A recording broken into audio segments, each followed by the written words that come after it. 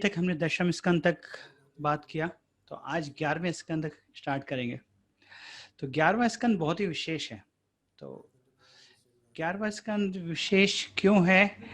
इसमें कुछ विशेष पास टाइम आते हैं। इसमें एक 24 गुरु की कथा आती है और इसमें नव योगेंद्र और निमि महाराज का संवाद आता है।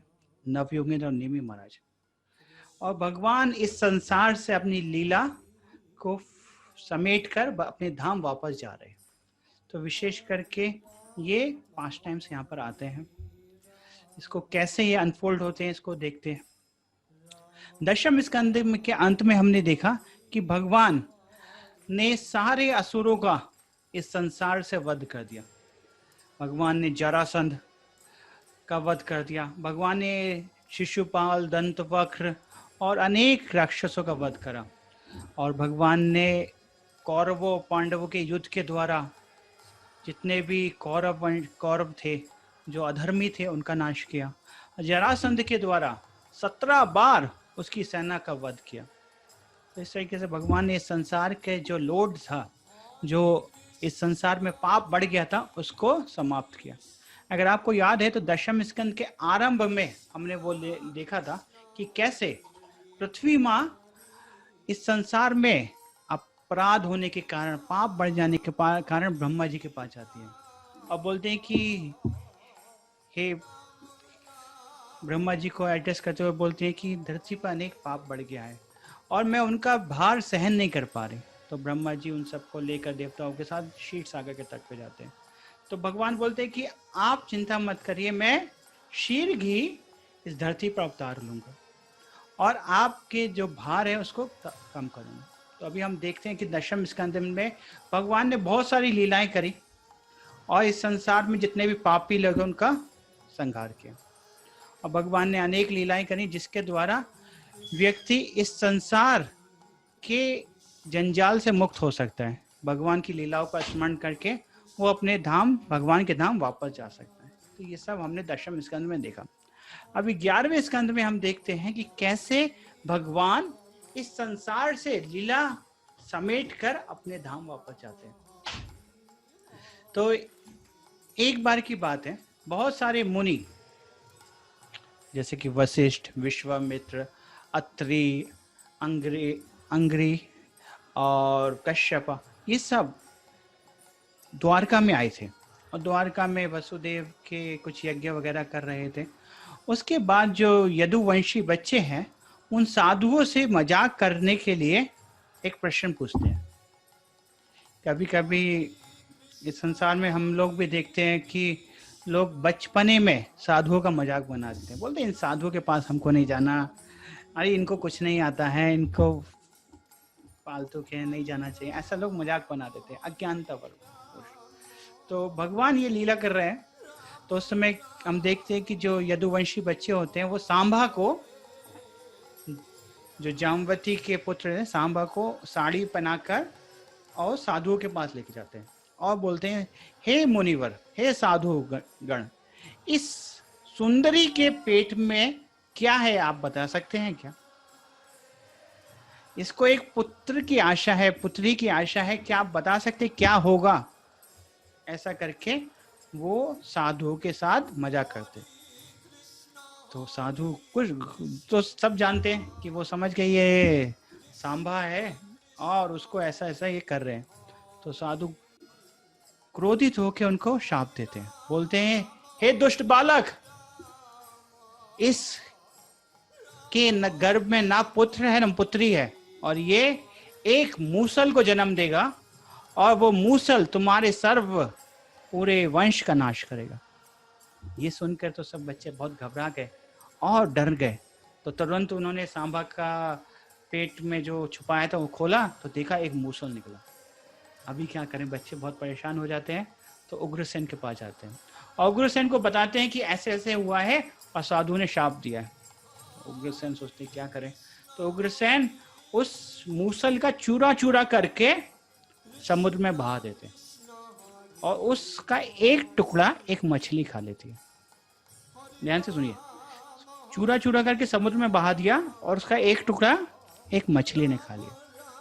वो टुकड़ा जो मछली ने खाया, उस मछली को मछुआरे पकड़ते हैं और उसके पेट में से वो टुकड़ा निकलता है, और वो टुकड़ा जरा नामक, आवाज बढ़ा दूं क्या? ओके, जरा नामक एक शिकारी उससे उसे अपने धनुष के तीर में लगा देता है। तो उसका एक टुकड़ा जरा नामक शिकारी ने तीर में लगाया और बाकी जो चूड़ा था वो समुद्र में बहा दिया, और समुद्र में बहाते बहते वो प्रभास क्षेत्र पहुंचा, और प्रभास क्षेत्र के तट पर वो सारे के सारे टुकड़े एक लंबी लंबी छड़ी के रूप में उग गए। अब देखिए भगवान की इच्छा है, भगवान क्या चाहते हैं।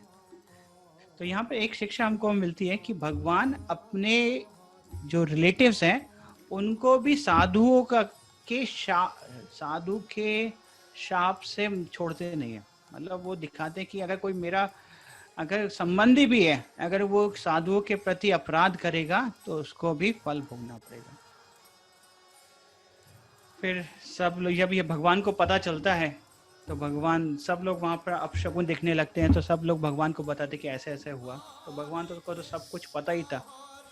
तो भगवान बोलते हैं कि हम सब लोगों को प्रभास क्षेत्र जाना चाहिए।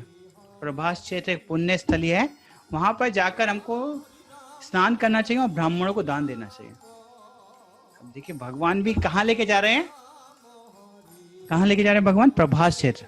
और प्रभास क्षेत्र में ही वो सारे के सारे टुकड़े जाकर एक लंबी लंबी छड़ी के रूप में उग गए।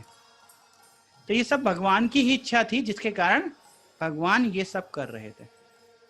तो एक प्रश्न उठता है कि भगवान ऐसा क्यों कर रहे थे? भगवान क्यों चाहते थे कि यदुवंशी लोग आपस में लड़कर खत्म हो जाएं? तो ये मैं आगे आएगा, 11वें स्कंद के अंत में आएगा, लेकिन मैं यहाँ पे यहीं पे बोल दे रहा हूँ जिससे आपको कनेक्शन रहेगा।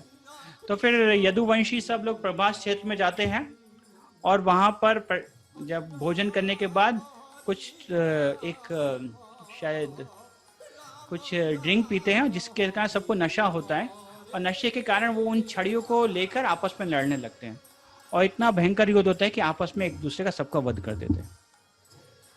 तो मेरा प्रश्न है कि भगवान ने ऐसा क्यों करा? यदुओं का नाश आपस में लड़के क्यों करवा दिया? कोई बता सकते हैं?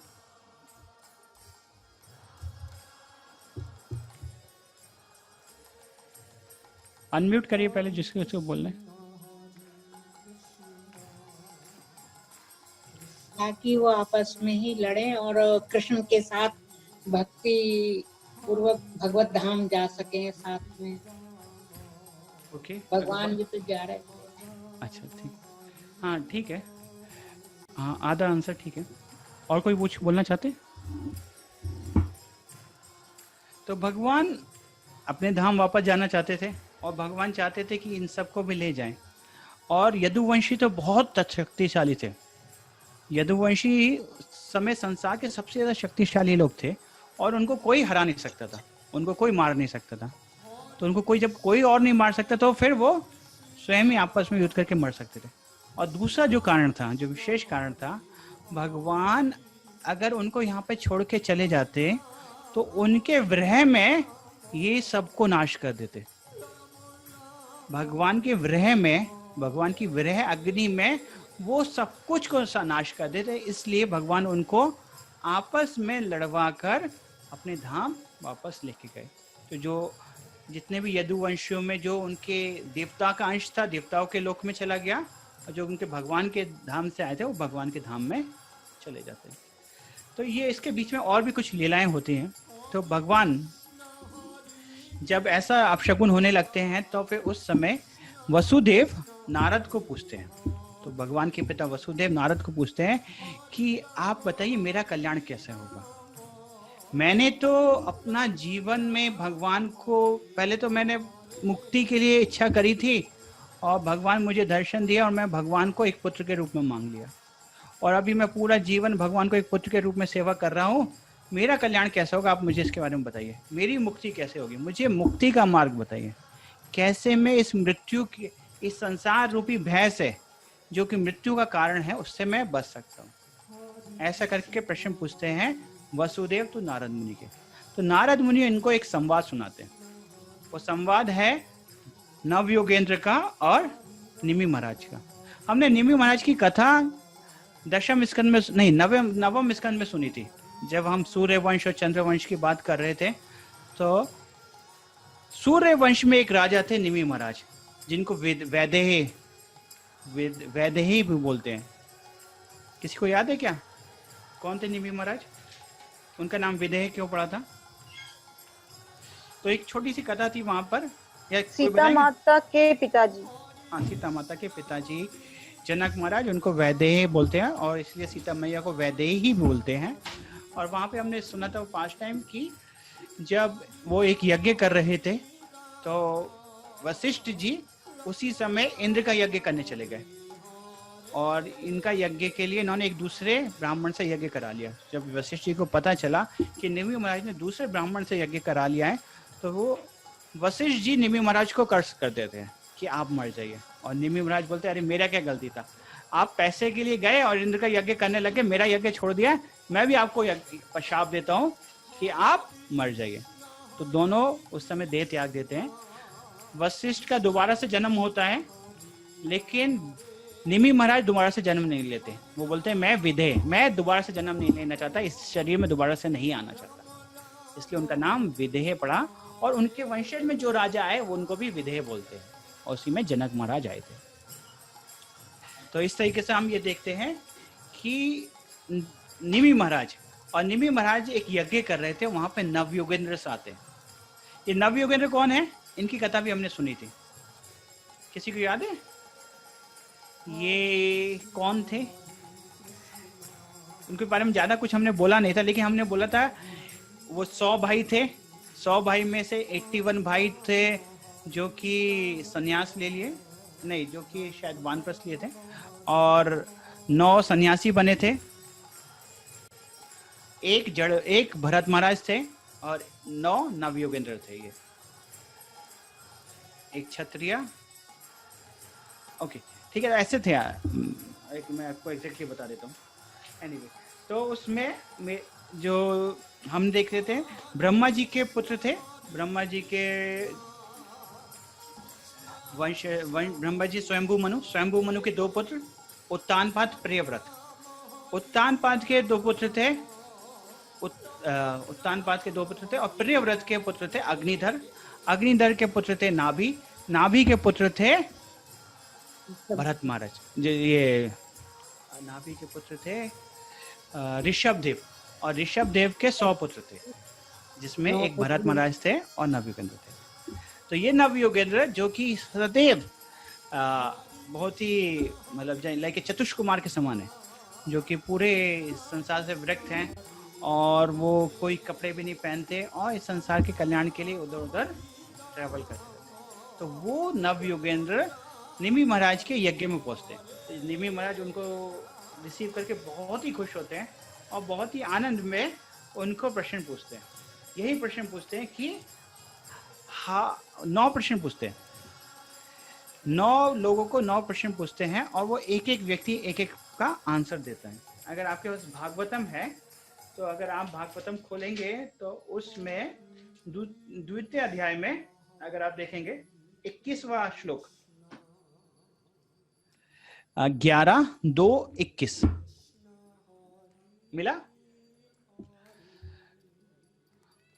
11:2:21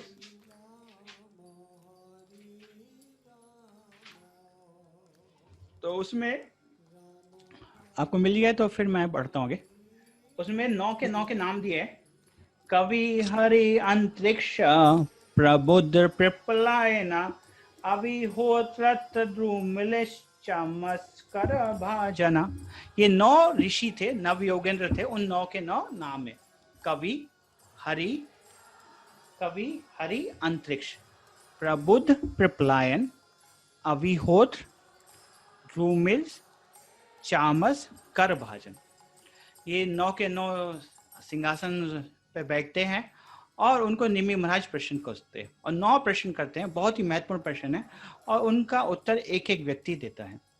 तो पहले मैं 9 प्रश्न बताता हूँ और फिर उनके उत्तर बताऊंगा। तो पहला प्रश्न पूछते हैं कि आप मुझे भागवत धर्म के बारे में बताइए, भक्ति के बारे में बताइए, भक्ति क्या है। पहला प्रश्न भक्ति के बारे में, दूसरा भक्त कौन है, भक्त के गुण क्या हैं उनके बारे में बताइए। तीसरा प्रश्न माया क्या है। चौथा प्रश्न माया से कैसे बच सकता है जीवात्मा। पांचवा प्रश्न भगवान कौन है। छठा प्रश्न आप कर्म योग के बारे में बताइए। उसके बारे में पूछते हैं कि आप भगवान के अलग अलग अवतारों के बारे में बताइए। फिर पूछते हैं जो अभक्त हैं उनकी क्या गति होती है उनके बारे में बताइए। और अंत में पूछते हैं युग अवतारों के बारे में बताइए। तो अलग अलग युग में भगवान किस किस अवतार में आते हैं उनके बारे में बताइए। इस तरीके से 9 प्रश्न पूछते हैं। इन प्रश्नों का उत्तर देते हुए सबसे पहले प्रश्न का उत्तर कवि देते हैं और बोलते हैं कि भक्ति क्या है। तो उसका अगर आप श्लोक देखेंगे तो ये श्लोक संख्या 33 में आते हैं। और प्रश्न 31 में पूछते हैं धर्मान भागवतान ब्रूहु। आप मुझे बोलिए भागवतान धर्म के बारे में बताइए। और उसका उत्तर 33वें श्लोक में कवि देते हैं, कवि रोचु। और बहुत ही सुंदर श्लोक है। और उसमें बोलते हैं मन्ये कुतश्चित् भयाम अच्युतस्य पादम बुजोपासनम। बोलते हैं कि जो भगवान की भक्ति कर रहे हैं, जो अच्युत के पाद की भक्ति कर रहे हैं, उपासना कर रहे हैं, उन लोगों के लिए भय कहाँ है। उनके लिए कोई भय नहीं है। और जो भय होता है वो क्यों होता है। बोलते हैं उद्विग्न बुद्धिर असत भावात, असत आत्म भावत। असत को स्वीकार करने के कारण बुद्धि उद्विग्न होती है। असत क्या है। मेरा पोस्ट, मेरा पोजीशन, मेरा पैसा, मेरा घर, मेरा भारतीय, पाकिस्तानी, ये सब असद है। ये असद है। इनके कारण ही बुद्धि उद्विग्न होती है। कैसे। अगर मान लीजिए कोई व्यक्ति सोच रहे मैं भारतीय हूँ और इंडिया पाकिस्तान का युद्ध हो रहा है या इंडिया पाकिस्तान का मैच ही हो रहा है, तभी ऐसा लगने लगता है अरे अगर इंडिया हार रहा है तो उनका बुद्धि उद्विग्न होने लगता है। क्योंकि अपने आप को असत घिरात, असद आत्म घिरात, असद को वो समझते हैं, इसलिए उनका बुद्धि उद्विग्न होता है।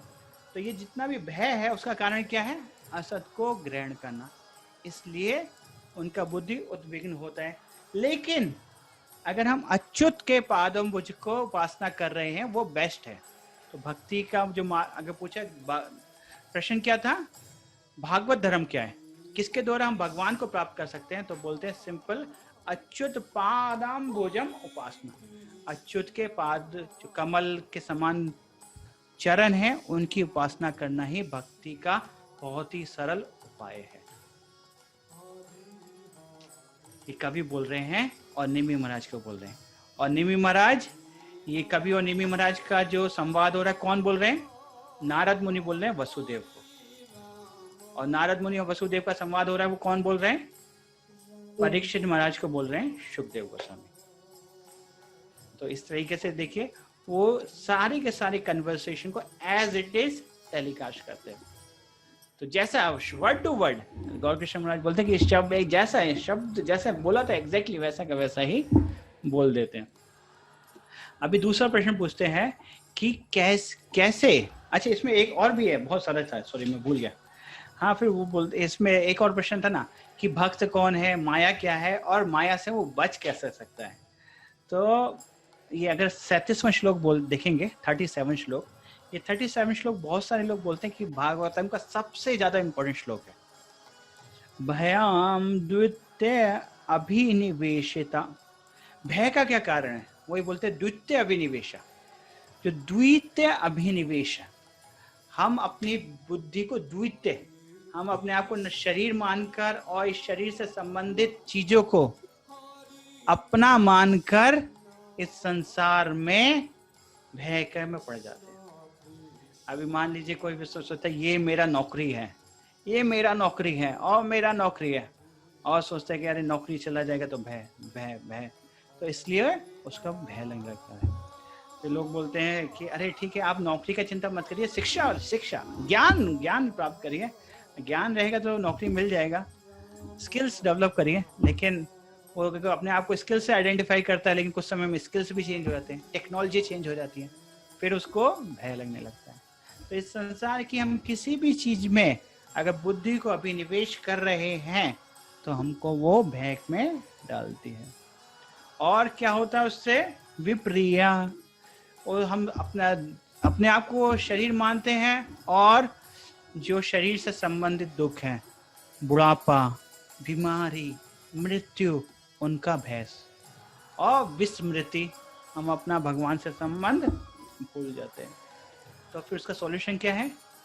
बोलते हैं कि भगवान गुरु, अगर लास्ट में देखें, गुरुदेव आत्मा, गुरु को अपना शरीर और आत्मा मानकर, जैसे कि इस शरीर से, जैसे आत्मा से चेतन, अगर आत्मा से चेतना को अलग नहीं किया जा सकता, वैसे ही ये यदि हम अपने गुरु के आदेशों को स्वीकार करें, और जैसे चेतना को आत्मा से अलग नहीं किया जा सकता, वैसे ही यदि हम एक गुरु के आदेशों को हम अपने से कभी अलग ना करें और उनको, गुरु को उपासना करें, तो हम इस द्वितीय अभिनिवेश से मुक्त होकर, इस संसार से मुक्त होकर भगवान के धाम। तो इस तरीके से वो पहले भक्ति के बारे में बताते, फिर दूसरा बताते हैं कि कैसे भक्त कौन है। तो बोलते हैं कि भक्त 3 प्रकार के होते हैं, जो आप लोगों ने काफी बार सुना होगा। कनिष्ठ भक्त, मध्यम भक्त और उत्तम कोटि भक्त। उत्तम कोटि भक्त जो होते हैं वो सब जगह भगवान को देखते हैं, सब चीजों में भगवान को देखते हैं। जैसे कि बोलते हैं कि कोई कामी व्यक्ति है, या कोई वो बहुत लोभी व्यक्ति है, जो इसको धन की बहुत ही लालसा है, तो हर चीज में देखते हैं कि धन को कैसे कमाया जा सकता है, धन को कैसे कमा सकते हैं, और हर चीज में धन को कमाने के तरीके दिखता है। अगर कोई कामी व्यक्ति है तो हर चीज में वो देखता है कि कैसे मैं इसको भोग कर सकता हूँ, कैसे भोग कर सकता हूँ। और यदि कोई कृष्ण से प्रेम करता है तो हर चीज में कृष्ण को देखता है। तो उत्तम भक्त जो होते हैं हर चीज में भगवान को देखते हैं, वो किसी को अभक्त नहीं समझते, सबको भगवान का अंश समझते हैं, सबको भगवान का ही पुत्र और पुत्री समझकर इस संसार में जीते हैं। जो मध्यम अधिकारी होते हैं वो इस संसार में जो भगवान के भक्त हैं, जो उनसे उच्च कोटि के भक्त हैं, उनको आदर सत्कार करते हैं। जो उनके इक्वल भक्त हैं उनसे मैत्री करते हैं, और जो उनसे छोटे भक्त हैं उनसे उनके ऊपर अनुकंपा करते हैं, उनको भगवान की भक्ति में लेके आने की कोशिश करते हैं। जो कनिष्ठ भक्त होते हैं वो भगवान को मांगते हैं, लेकिन भगवान के भक्तों में ज़्यादा आदर नहीं करते। वो मंदिर आते हैं, अर्च विग्रह की उपासना करते हैं, लेकिन भक्तों को ज़्यादा मानते नहीं। तो इस तरीके से भक्तों के बारे में बताते हैं। फिर तीसरे बताते हैं माया क्या है, तो और फिर माया से कैसे बच सकते हैं, आप जानना चाहते हैं? ओके, तो फिर माया क्या है, तो वो ऑलरेडी आंसर कर देते कि द्वितीय अभिनिवेश, इस संसार में अपने आप को शरीर मानकर वो भोगने लगते हैं, और माया के कारण वो समझते हैं कि मैं भोग रहा हूँ। माया के कारण वो इस संसार में समझने लगती मैं भोग रहा हूँ। जैसे एग्जाम्पल देते कि जो इंद्र है, इंद्र जब उर्वशी के साथ भोग करता है तो उसको वही आनंद मिलता है, वही इंद्र जब सुअर के शरीर में भोग करता है उसको वही आनंद मिलता है। जब इंद्र स्वर्ग के व्यंजन खाता है तो उसको जो आनंद प्राप्त होता है, वैसे ही जब वो सुअर के शरीर में थे और सुअर का खाना खाते हैं तो उसको वही आनंद मिलता है। लेकिन माया के वश उसको समझता है कि ये आनंद बहुत अच्छा है। तो ये माया का है। अभी माया से कैसे बच सकते हैं, तो इसके लिए बहुत ही महत्वपूर्ण है अभी कि कैसे बच सकते हैं। तो उसके लिए मायावादी लोग बोलते हैं कि देखिए कोई व्यक्ति माया में है तो ये संसार एक सपने के समान है। तो उसको सपने में सो रहा है और सपने में उसने देखा कि उसका सर कोई काट दिया। उसने देखा कि सपने में वो जंगल में है और जंगल में भाग रहा है और उसके पीछे शेर भाग रहा है। तो सॉल्यूशन क्या है? बोलते हैं उसको उठा दो, उठा देंगे तो बच जाएगा। लेकिन वैष्णव लोग बोलते हैं कि अरे देखो, जो सपना है, जो ये माया है, भगवान की शक्ति है। भगवान की शक्ति अगर हम किसी को बोले उठ जाओ, वो उससे थोड़ी ना वो भगवान की शक्ति से बच जाएगा। ये तो भगवान की शक्ति है। अब जैसे कि हम रात में हम सोना चाहते हैं, हम नहीं भी सोना चाहते लेकिन तब भी नींद आ जाती है, क्योंकि भगवान की शक्ति के कारण हम वश में हैं। तो आप किसी को लाख बोलें कि आप सो जाइए, आप उठ जाइए, लोग ऐसे नहीं उठेंगे, फिर से सो जाएंगे। और फिर वो बोलते हैं मायावती, अरे सपने में पूजा पाठ करने के लिए क्या फायदा है, उसको उठाएंगे तो बचेगा। तो वैष्णव बोलते हैं कि अगर कोई व्यक्ति सपने में भी पूजा पाठ करेगा और भगवान को प्रसन्न करेगा, तो फिर अगर भगवान प्रसन्न होंगे, और ये शक्ति माया की जो शक्ति है, ये माया की शक्ति है, भगवान की शक्ति है, और भगवान प्रसन्न हो गए तो भगवान माया हटा देंगे। ये थोड़ा सा कंसेप्ट थोड़ा सा लिटिल डिफिकल्ट है समझने के लिए, लेकिन अगर एक बार समझेंगे तो बहुत ही अच्छा लगेगा आपको।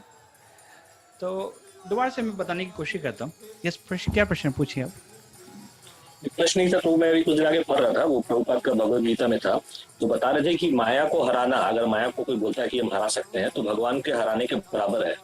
ये भगवद गीता में ही है उनका। तो माया को हराना, भगवान को हराना, तो इट इज वेरी डिफिकल्ट। मायावादी का ये कंसेप्ट एक्सेप्टेबल नहीं है हम लोगों को। करेक्ट, बिल्कुल सही बोला आपने। लेकिन अगर भगवान को हम समर्पण करते हैं और भगवान माया को हटाना चाहें तो भगवान हटा सकते हैं, लेकिन हम अपनी शक्ति से नहीं हटा सकते, क्योंकि ये जो शक्ति ये जो माया है वो भगवान की शक्ति है, उसको हम नहीं हटा सकते। तो अभी एक जैसे एक और एग्जांपल से हम समझ सकते हैं, इसी को मैं थोड़ा सा दूसरे तरीके से बोलने की कोशिश करता हूँ। वो बोलते हैं जैसे कि एक शेर का बच्चा है। अभी शेर का बच्चा भूल से गांव में आ गया और वो भेड़ों के साथ रहने लगा, और भेड़ों के साथ रहता है और मैं करके घास खाने लगा है। तो वो बोलते हैं कि इसको अगर हम बता देंगे कि तुम शेर हो तो जान जाएगा, और जीवात्मा को हम बता देते हैं कि अगर वो भगवान का अंश है तो मान जाएगा, और वो इस जो माया से बच जाएगा। लेकिन वैष्णव बोलते हैं कि ये ज्ञान होने मात्र से वो नहीं बचेगा। जब तक भगवान की कृपा नहीं होगी, वो भगवान की सेवा नहीं करेगा, भगवान को प्रसन्न नहीं करेगा, तब तक भगवान अपनी माया को नहीं हटाएंगे।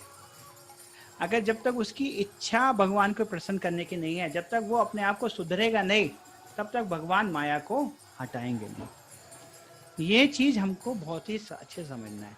तो हम अपनी शक्ति से माया से नहीं बच सकते, हमको अपनी प्रयास करना है भगवान को प्रसन्न करने का।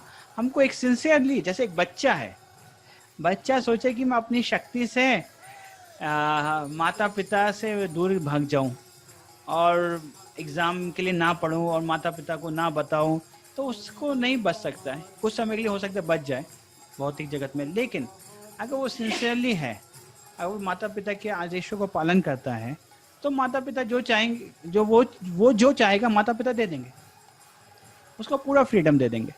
लेकिन अगर वो सोचेगा कि नहीं, मैं माता पिता को चीटिंग करके भाग के मूवी देख के आऊँगा, तो एक ना एक दिन पकड़ा जाएगा। तो उसको वैसे नहीं बच सकता। उसको क्या है करना है, उसको माता पिता के आदेश का पालन करना है। एक अच्छा बच्चा बनना है तो माता पिता से जो मांगेगा मिल जाएगा। लेकिन अगर वो सोचेगा मैं अपनी शक्ति से माया से भाग जाऊंगा, तो वो नहीं कर सकता। यहाँ पे एक दो चीजें और बोलते हैं कि ये बहुत जरूरी है कि हमको भगवान को प्रसन्न करना है। भगवान प्रसन्न हो जाएंगे तो हम इस संसार की माया से बहुत ही आसानी से बच जाएंगे। एक सेकेंड, आप म्यूट करके बात करिए अगर आपको बनना है। हाँ, तो ये इस तरीके से प्रश्न को उत्तर देते हैं। तो भक्ति हो गया, भक्त हो गया, माया हो गया, और माया से कैसे बच सकते हैं हो गया। फिर भगवान के बारे में बताते कि भगवान कौन है। फिर भगवान बोलते हैं भगवान के 3 रूप हैं। भगवान ब्रह्मन रूप में, परमात्मा रूप में, भगवान रूप में पूजित होते हैं। फिर बोलते हैं कि भगवान के अलग अलग अवतारों के बारे में बताइए।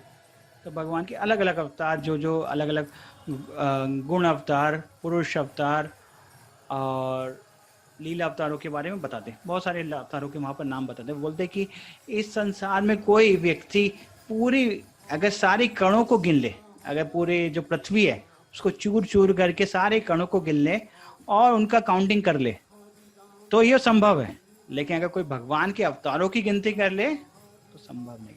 भगवान के अवतार जो हैं अनंत है।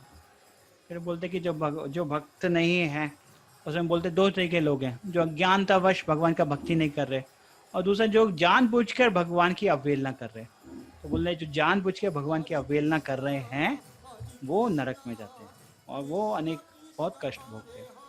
फिर अंत में बोलते हैं जो युग अवतारों के बारे में, भगवान अलग अलग युग में किस किस रूप में आए और क्या युग धर्म था। उस समय एक बहुत ही फेमस श्लोक आता है, जब वो कलयुग के बारे में बताते हैं तो वो बोलते हैं कि कलयुग का क्या धर्म है, और उस समय वो एक फेमस श्लोक आता है जो बताता है कि भगवान चैतन्य महाप्रभु कलयुग में आते हैं और कलयुग का धर्म संकीर्तन धर्म स्थापित करते हैं। ठीक है, वो श्लोक में एक सेकंड खोल देता हूँ। राधे जय जय माधव जय, करभाजन ऋषि बोलते हैं अंत में, और वो आता है 4थे अध्याय के आई थिंक नहीं 5, अरे मैं भूल कैसे अभी होता 2 मिलियन चामस, यस यस, तो ये है आपका श्लोक 11.5.32 11.5.32 मिला क्या आपको? ये फेमस श्लोक अगर सबको सबने सुना होगा ये श्लोक। बोलते हैं कृष्ण वर्णम त्वषा अकृष्णम सांगो पांगो शास्त्र पार्षतम यज्ञे संकीर्तन प्राय यजन्ते ही सुमेधसा। तो उसमें बोलते हैं कृष्ण वर्णम, जो भगवान कृष्ण वर्ण के हैं, तुषा अकृष्णम, लेकिन इस बार अकृष्ण, इस बार उज्जवल रंग के होकर आए हैं, जिनकी कांति उज्जवल है। सांगो पांगो, अपने जो पार्षद है उनके साथ शस्त्र अस्त्र के साथ इस संसार में आते हैं और क्या करते हैं? यज्ञ संकीर्तन, संकीर्तन यज्ञ का स्थापना करते हैं। और जो भी बुद्धिमान व्यक्ति हैं वो भगवान सुमेधसा, वो भगवान का कीर्तन करके उसका लाभ उठाते हैं। तो कलयुग में विशेष करके भगवान का कीर्तन ही बेस्ट प्रोसेस है, और हर एक बुद्धिमान व्यक्ति भगवान का कीर्तन करके भगवान के धाम जा सकता है। तो अभी पिछले बार हम देख रहे थे, जब हम नवम स्कंद में नहीं है, जब हम देख रहे थे दशम स्कंद में भगवान मथुरा में आते हैं तो उनको एक धोबी मिलता है।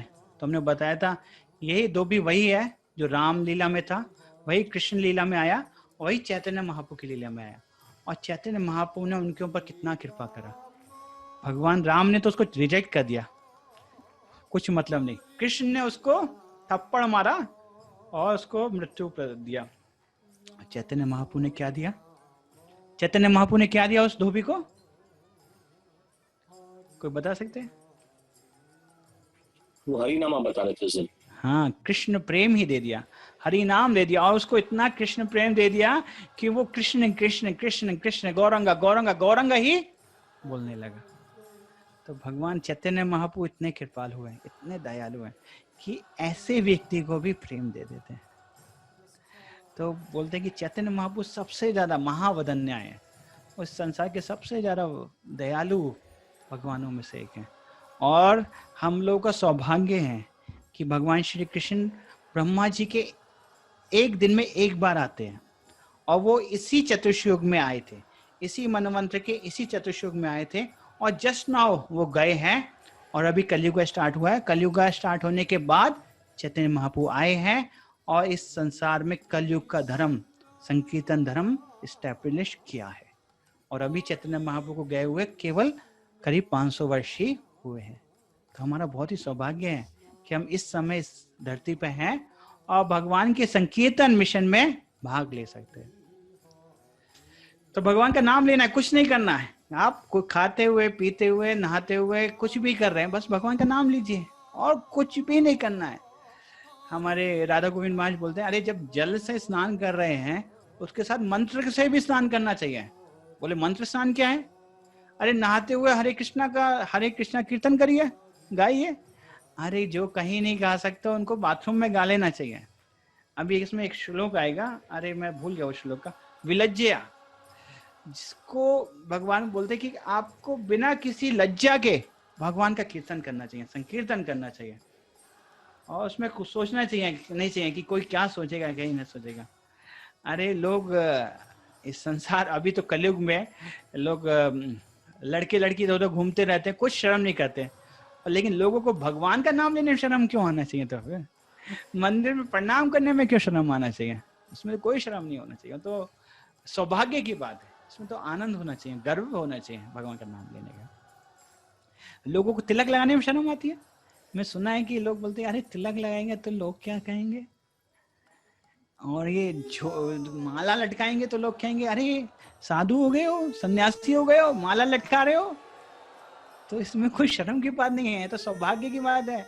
अब बोला आप भी लटकाइए साहब, भगवान का नाम लीजिए, ठीक है। तो इसमें कोई शर्म नहीं होना चाहिए, इसमें तो गर्व होना चाहिए कि मैं भगवान का दास हूँ।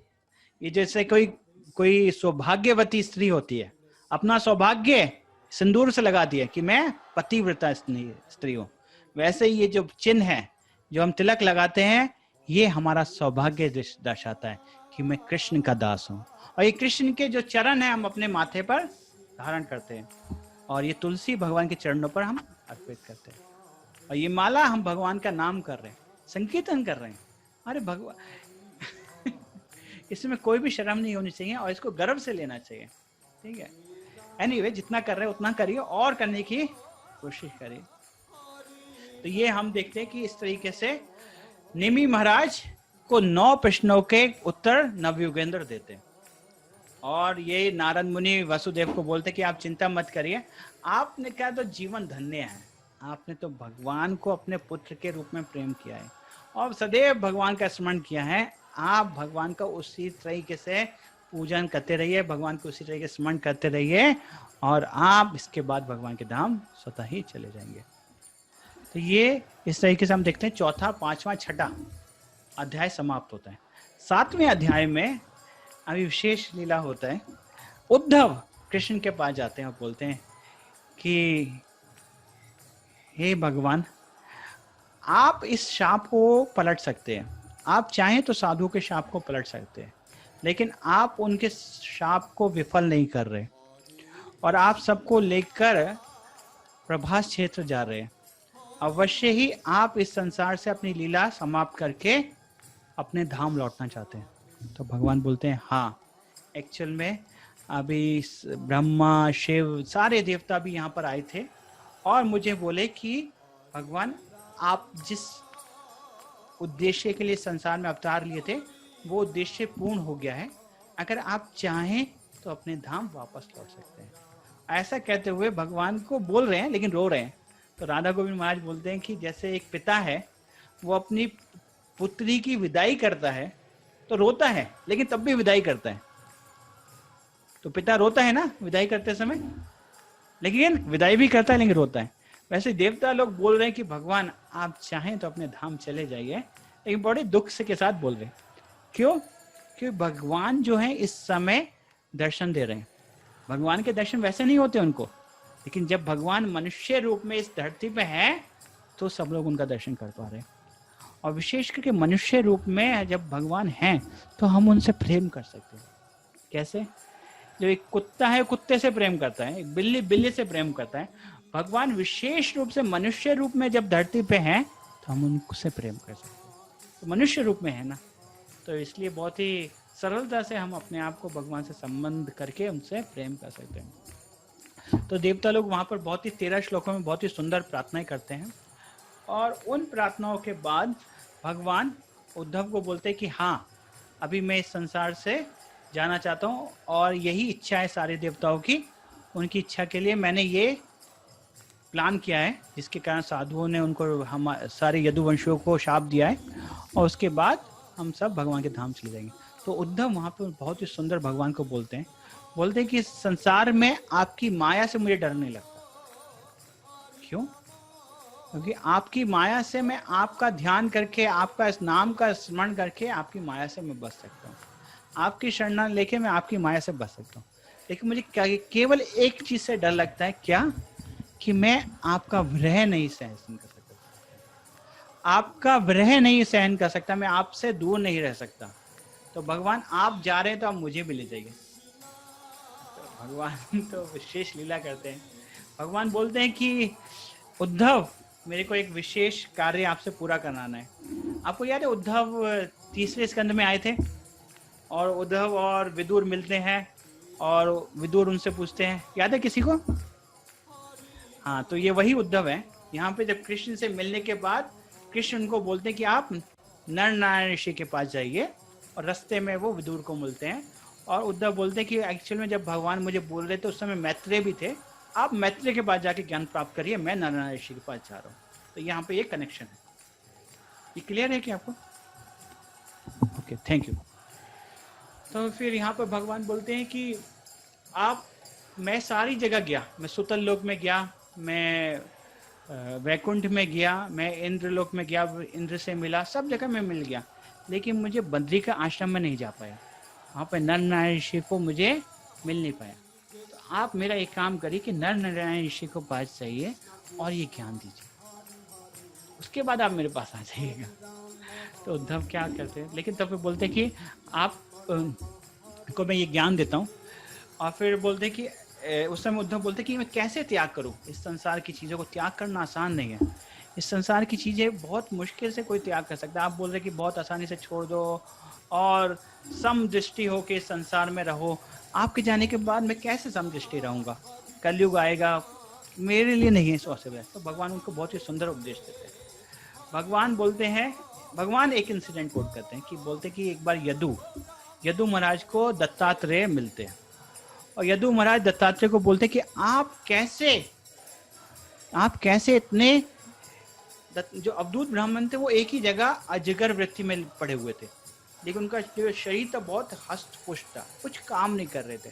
तो वो बोलते कि आप बहुत ही सशक्त हैं और देखने में बहुत सुंदर हैं, आप कुछ काम भी नहीं कर रहे लेकिन आप संतुष्ट हैं, ऐसा कैसे, क्या कारण है आपकी प्रसन्नता का? तो उस समय दत्तात्रेय अवधूत ब्राह्मण बोलते हैं कि मैंने 24 गुरुओं को स्वीकार किया है और ये 24 गुरु मेरे को शिक्षा प्रदान करते हैं और उनकी शिक्षा से मैं अपना जीवन व्यतीत करता हूँ। तो ये 24 गुरु कौन है और उनसे क्या शिक्षाएं मिलती हैं, बहुत ही महत्वपूर्ण है। हमको भी ये शिक्षाएं अपने जीवन में अपनानी चाहिए, और अगर हम भी इन शिक्षाओं को अपने जीवन में अपनाते हैं तो हम इस संसार को त्याग करके बहुत ही आसानी से भगवान के धाम जा सकते हैं। तो ये सबसे कौन कौन 24 गुरु हैं इसको याद भी कर सकते हैं, और जीवन में जब कभी इनको स्मरण करने, बहुत ही कॉमन है, हम प्रतिदिन देखते हैं उन 24 के 24 को नहीं, लेकिन ज़्यादातर को देखते हैं, उनको हम स्मरण कर सकते हैं प्रतिदिन और उनसे जो शिक्षाएं मिलती हैं उनको याद कर सकते हैं। तो ये कौन से श्लोक में आता है मैं बता देता हूँ पहले। ये अगर आप अगला अध्याय में जाएंगे,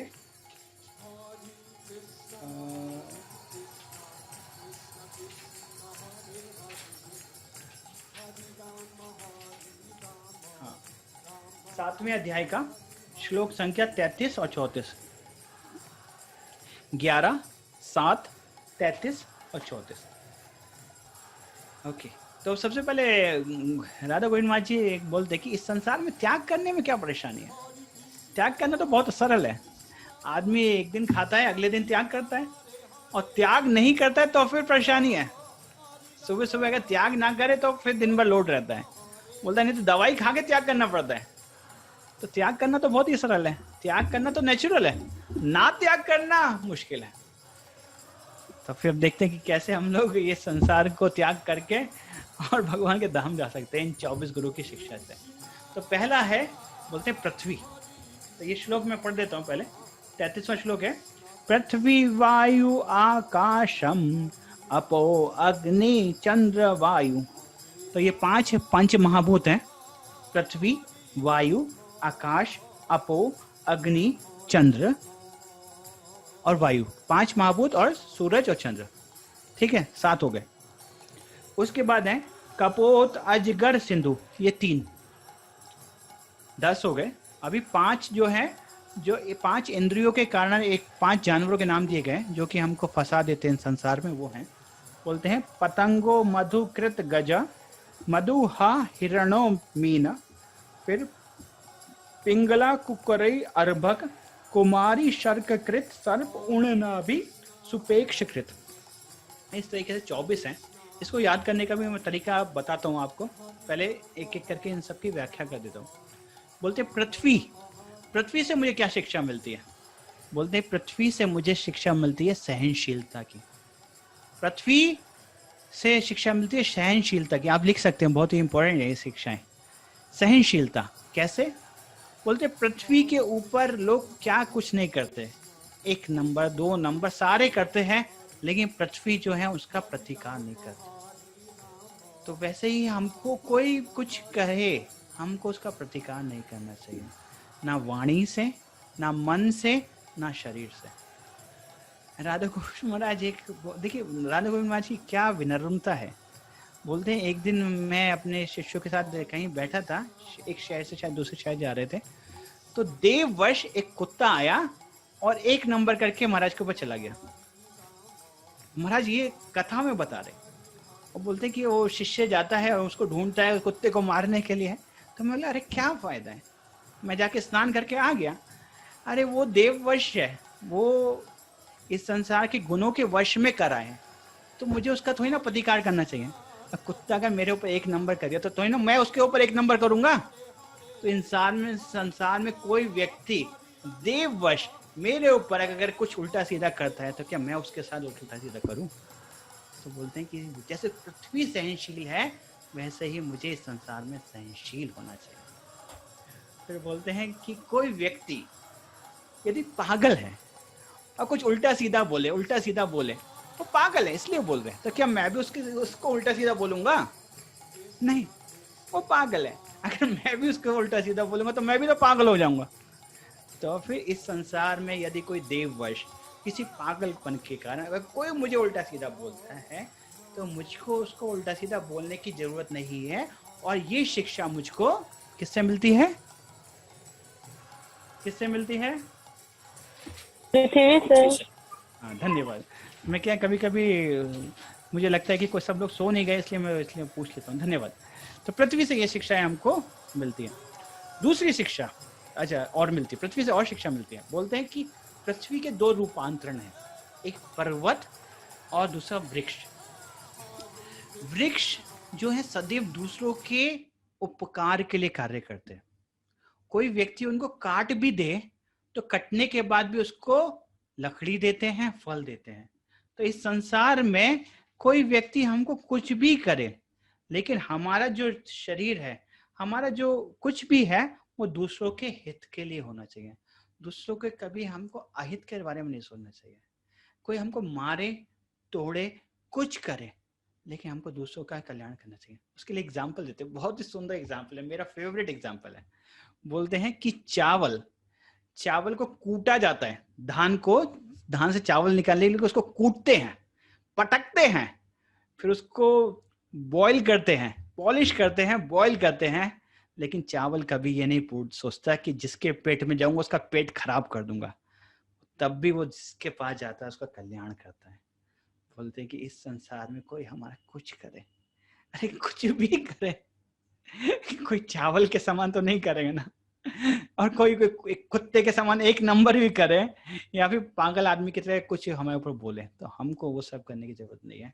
प्रतिदिन पृथ्वी, जब हम पहला चरण पृथ्वी पर रखें, सबसे पहले ये हमारी माँ हमको सिखाई है कि पहले उठ के अपने पृथ्वी को प्रणाम कर लेना चाहिए। तो अभी मैं भी कर लेता हूँ। तो ये शिक्षा हमें याद कर लेना चाहिए कि पृथ्वी से हमको ये शिक्षा मिलती है। तो दूसरी शिक्षा बोलते हैं वायु से। बोलते कि जो इस संसार में वायु है, उससे क्या शिक्षा मिलती है। ये उनका दूसरे गुरु हैं वायु। आप याद करते जाइएगा, मैं अंत में पूछूंगा 24 गुरु कौन कौन है, ठीक है।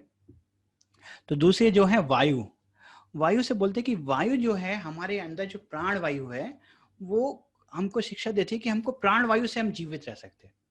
हमको हमारे जीवन के लिए जो मिनिमम है उतना ही खाना चाहिए, उससे ज्यादा नहीं खाना चाहिए। बोलते हैं कि इस संसार में हमारे पास गाड़ी है, गाड़ी में हम तेल डालते हैं, गाड़ी को साफ करते हैं, गाड़ी की सर्विसिंग करते हैं, किस लिए? गैरेज में खड़ा करने के लिए, चलाने के लिए। और बोलते हैं कि हम इस शरीर में खाते हैं, शरीर को नहलाते हैं, धोते हैं और सोचते हैं सो जाएं तो अच्छा है, अरे गाड़ी को गैरेज में रख के क्या खुशी मिलती है? बोलते गाड़ी को चलाने में खुशी मिलनी चाहिए। बोलते इस संसार में प्रत्येक व्यक्ति खा के काम करता है, तेल डाल के काम करता है, और बोलते साधु खा के सो जाते हैं।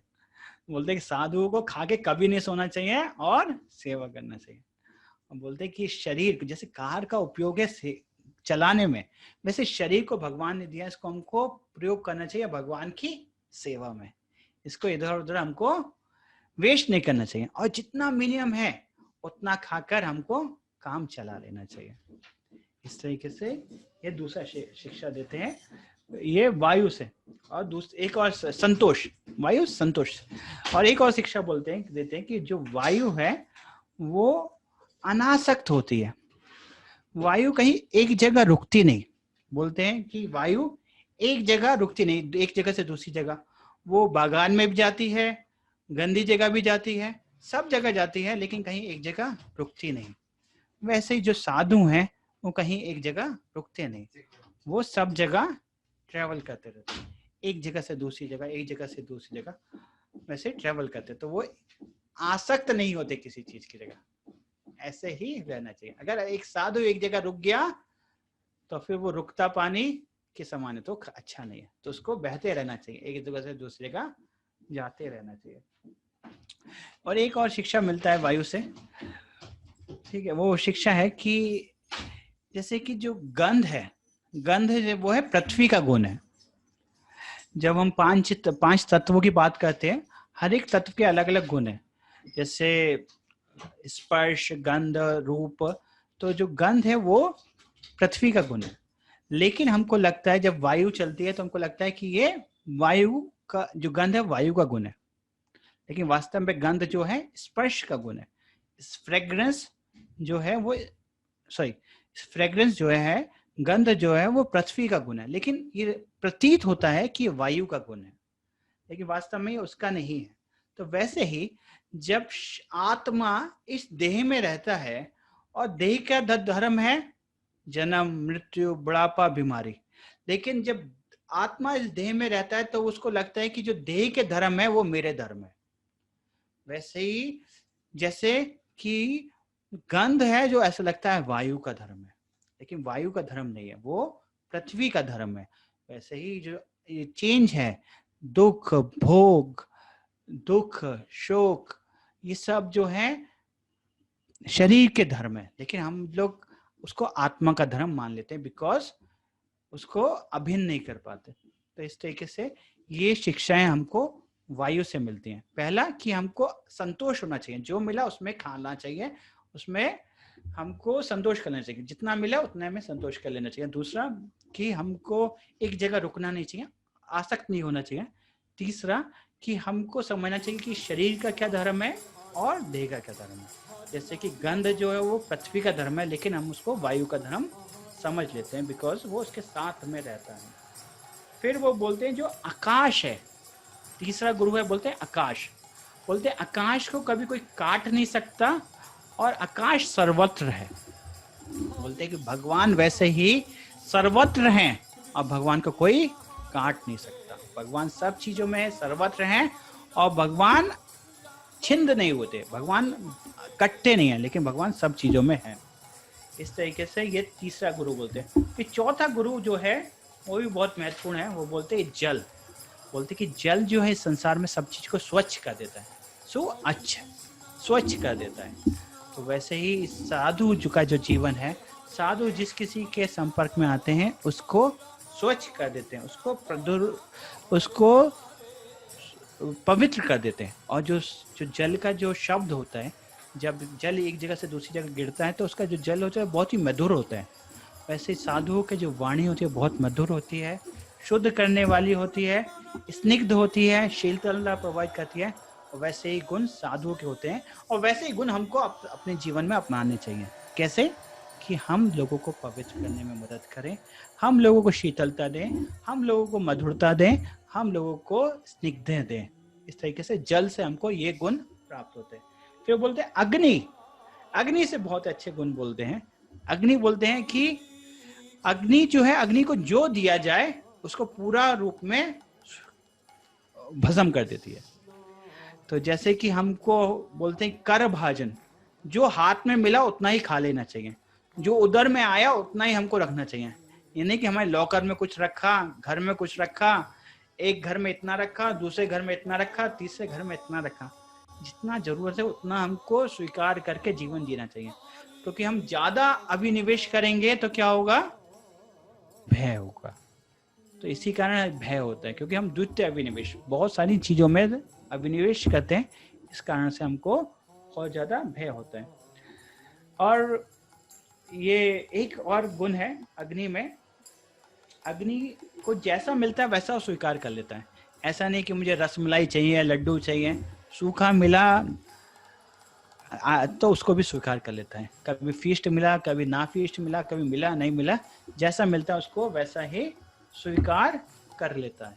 और अग्नि से एक गुण बोलते हैं कि वो कभी प्रकट होती है, कभी अप्रकट होती है। जैसे माचिस की तीली में अग्नि है लेकिन वो अप्रकट है, वैसे साधु अपने आप को हर जगह प्रकट नहीं करते। जहाँ पर साधु समाज है, जहाँ पर साधु लोग हैं, वो वहीं पे उचित समय के हिसाब से, उचित समाज के हिसाब से अपने गुणों को प्रकट करते हैं। और बोलते हैं जो अग्नि है वो मंथन के द्वारा प्रकट होती है। बोलते हैं भक्ति सब चीजों में है, लेकिन भक्ति को मंथन के द्वारा प्रकट किया जा सकता है। जैसे दूध में मक्खन है, घी है, लेकिन मंथन के द्वारा प्रकट किया जा सकता है। जैसे खेत में अन्न है, लेकिन खेत को जब जोता जाएगा तो उसमें से अन्न निकलेगा। वैसे ही लकड़ी में अग्नि है, लेकिन उसको मथा जाएगा तो मिलेगा। वैसे ही सब में भक्ति है, लेकिन जब हम मथन करते हैं तब वो भक्ति हमको मिलता है। तो 2 गुरु और बता देता हूँ। ये 5 गुरु हो गए जो पंच महाभूत हैं, पृथ्वी, जल, वायु, अग्नि, आकाश। अभी 2 और बता दे रहे, चंद्रमा और सूर्य। ये चंद्रमा और सूर्य बता के फिर खत्म कर देंगे, 2 मिनट और रुक जाइए। तो चंद्रमा जो है वो बोलते हैं कि चंद्रमा जो है प्रतिदिन अपने आप को घटाता रहता है, घटता रहता है, बढ़ता रहता है।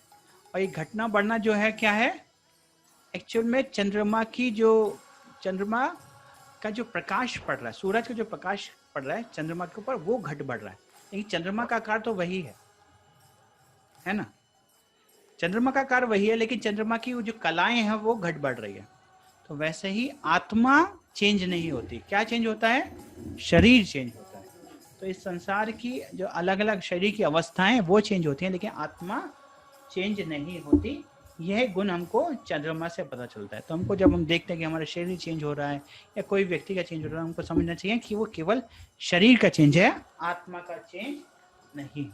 अंत ये 7वां सूर्य से बताते हैं, और बताते हैं कि जो सूर्य है उसका गुण बहुत ही विशेष बताते हैं। बोलते सूर्य जो है, जो कलेक्ट करता है वो उसको एज इट इज दे देता है, और नहीं और स्विच करके दे देता है।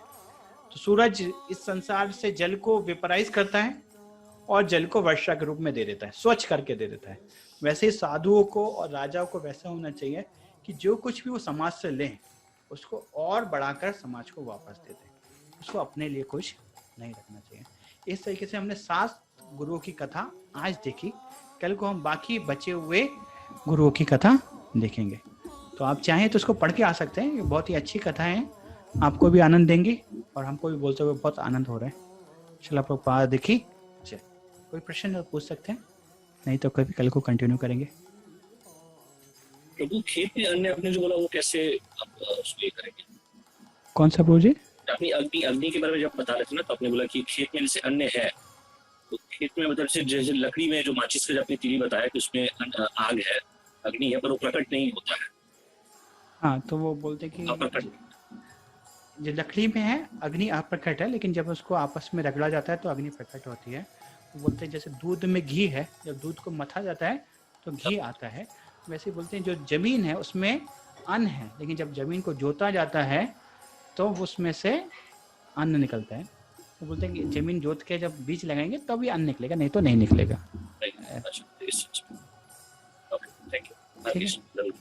हरे कृष्ण। श्रील प्रभुपाद की जय। बहुत बहुत धन्यवाद। हरे कृष्ण प्रभु जी, दंडवत प्रणाम। धन्यवाद, प्रणाम माता जी। पता नहीं कितना समझ में आया, कितना मैं बोल पाया, बहुत कुछ है बोलने के लिए। समझ आता है प्रभु, भूल जाते हैं सब, एक के ऊपर एक चढ़ जाता है। हाँ, उसके लिए मैं समझ में आ रहा है। हरे कृष्ण प्रभु जी। हरे कृष्ण जी, हरे कृष्ण। प्रभु जी मुझे ना कल का वो चाहिए क्लास, कल मैं अटेंड नहीं कर पाई, मुझे बहुत वो हो रहा है, दुख हो रहा है कि मैं कल का अटेंड नहीं कर पाई। हाँ मैं आज अपलोड कर दूंगा जी, आज अपलोड। एक्चुअली वो मैं उसको एडिटिंग नहीं किया, आज एडिटिंग करके अपलोड कर दूंगा, दोनों अपलोड कर दूंगा। Okay Prabhu. Thank you. शिला प्रभुपाद की जय। जय। तो 2 दिन और बचे हैं, नहीं एक ही दिन बचा है ना अभी, तो कल का ही दिन बचा है, तो कल को हम 11वां स्कंद और 12वां स्कंद कंप्लीट कर देंगे, ठीक है। तो अभी कोशिश करेंगे, अगर कार्तिक में भगवान ने आशीर्वाद दिया तो फिर चैतन्य चरितमृत करने की कोशिश करेंगे, चैतन्य महाप्रभु की लीलाएं। हरि बोल हरि बोल।